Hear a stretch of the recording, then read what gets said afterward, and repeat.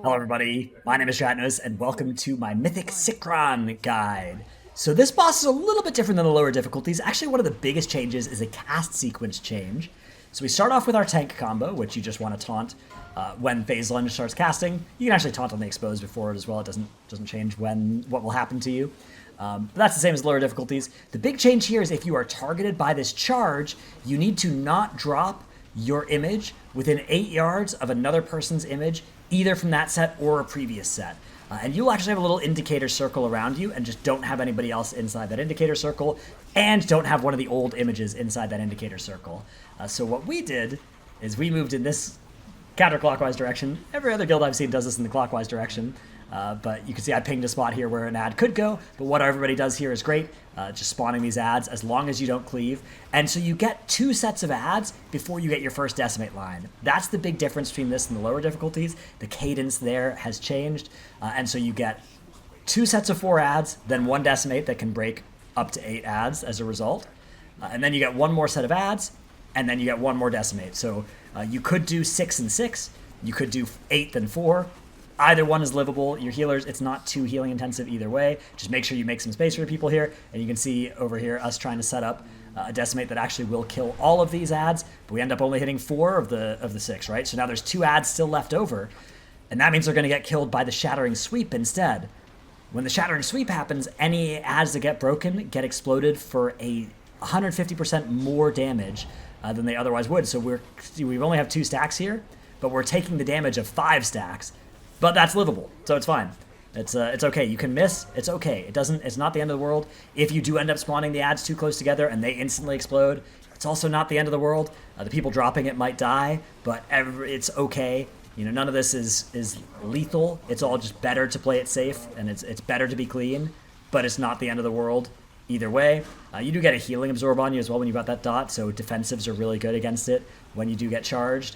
Because the defensive is full value and healing on you for a while won't be. But besides that, it's mostly just a space conservation fight. A single target damage check. There is a berserk on this fight.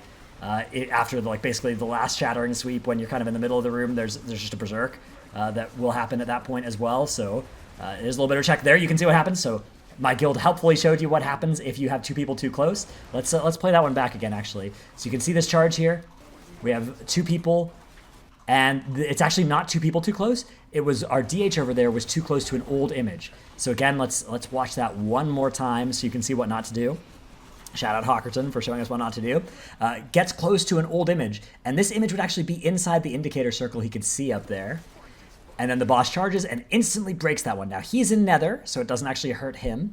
But now everybody gets 2 stacks of this, and you can see we take a big initial hit of raid damage. So one last time, watch the raid frames this time. And you can see there is a big initial hit upon doing a break this way. Bang! Big initial hit, and we get 2 stacks of the dot.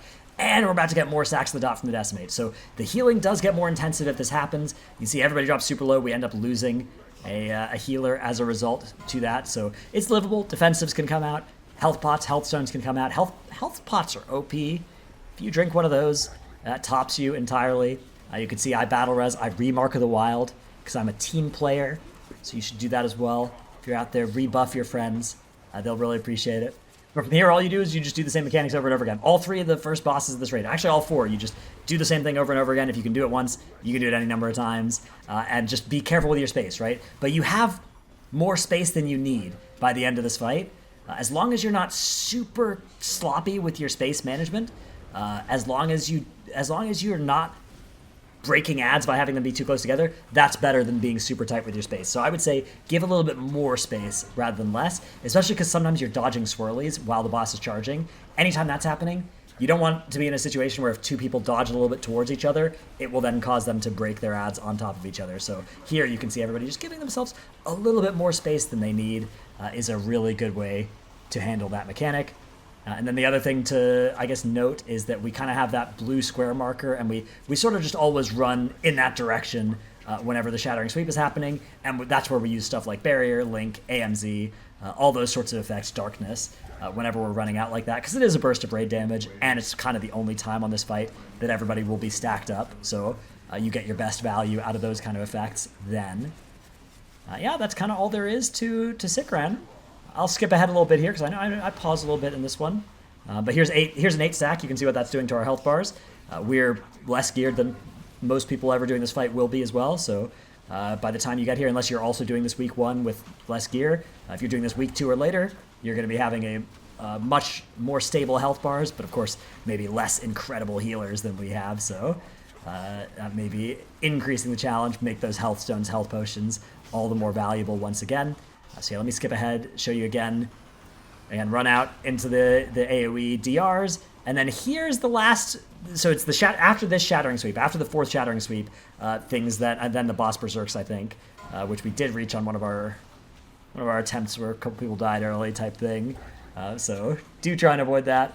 But yeah, you can see even without too much space here, like, the room is kind of already polluted. If you watch Liquid's kill, they were able to keep the room a lot cleaner up to this point. But even with that, there's still just so much room here. Like, we have this entire cut in the middle that we can have the boss in and be totally fine, right? So you have more room than you think. Don't stack too close. That should be, I think, the message that you instill in your raiders if you're in leadership watching this video. Hope you've enjoyed this video. Let me know what you think. Good luck out there. Thanks for watching. See you in the next one. Bye.